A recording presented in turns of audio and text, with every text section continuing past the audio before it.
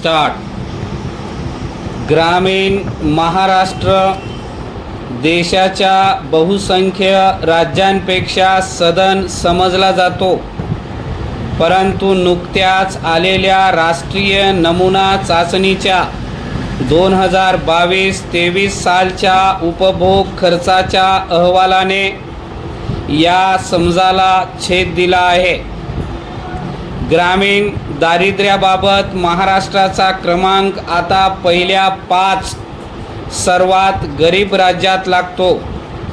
विश्वास ठेवायला हे अवघड जरी वाटत असले तरी शासकीय आकडेवारीच्या किमान 3 स्वतंत्र अभ्यासात हे स्पष्ट झाले आहे.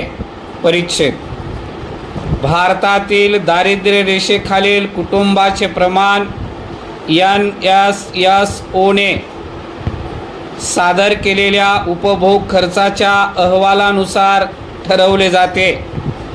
त्यासाठी प्रथम दारिद्र्य रेषा निश्चित केली जाते आणि त्यानुसार किती टक्के व्यक्ती रेषेखाली आहेत हे ठरवले जाते.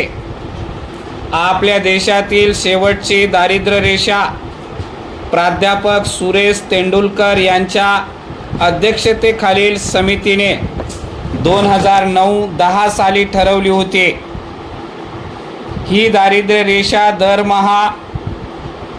दरडोई 967 रुपये निश्चित करण्यात आली होती, म्हणजे साधारण रोजचे 30 रुपये. तसेच इतर राज्यासाठी सुद्धा ठरवण्यात आली होती. तेंडुलकर समितीने निश्चित केलेली दारिद्र्य रेषा ही भारत सरकारची अधिकृत मानता येईल अशी शेवटची दारिद्र्य रेषा होती. त्या रेषेवर टीका झाली. बहुतेकांचा सूर ही रेषा फार कमी उत्पन्नाची आहे असा होता. त्यानंतर रंगराजन समिती नेमली गेली.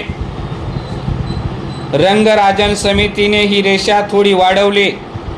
या समितीने ग्रामीण भागात किमान 2155 उष्मांक आणि कपडे, घर, भाडे, प्रवास आणि शिक्षण यावर किमान आवश्यक खर्च यावर नवीन दारिद्र्य रेषा बेतली.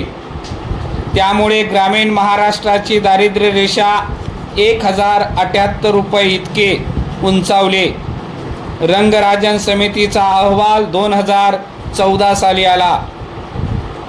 नवीन सरकारने तो अहवाल स्वीकारला नाही, म्हणून तेंडुलकर समितीने निश्चित केलेली दारिद्र्य रेषा शेवटची अधिकृत रेषा ठरली. परिच्छेद: त्यानंतर 2022-23 पर्यंत NSSOची उपभोग खर्चाची अधिकृत आकडेवारी सुद्धा आली नाही. शिवाय मधल्या काळात केंद्र सरकारचा दारिद्र्याविषयीचा अधिकृत दृष्टिकोन बदलला.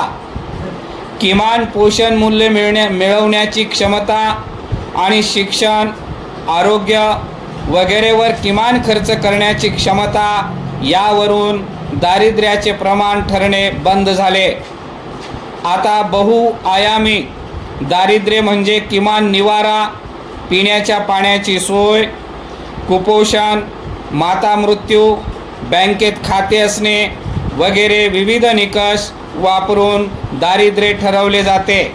यातून दारिद्र्याविषयी धोरण निर्मितीसाठी मदत होत असली तरीसुद्धा किमान पोषण मूल्य मिळवण्याची क्षमता आहे की नाही हा निकष सुटून जातो. उदाहरणार्थ, एखादे कुटुंब पंतप्रधान आवास योजनेतून मिळालेल्या घरकुलात राहत असेल, त्याला स्वतंत्र स्वच्छतागृह सरकारने बांधून दिले असेल, तरीसुद्धा त्या कुटुंबाकडे किमान पोषण मूल्य मिळवण्याची, शिक्षण, आरोग्य यावर किमान खर्च करण्याची क्षमता असेलच असे नाही. भौतिक सुविधांबरोबरच प्रत्यक्ष क्रयशक्ती ही महत्त्वाची. म्हणून बहुआयामी दारिद्र्याबरोबरच पूर्वीच्या दारिद्र्य रेषेचा एकत्रित विचार करणे आवश्यक आहे.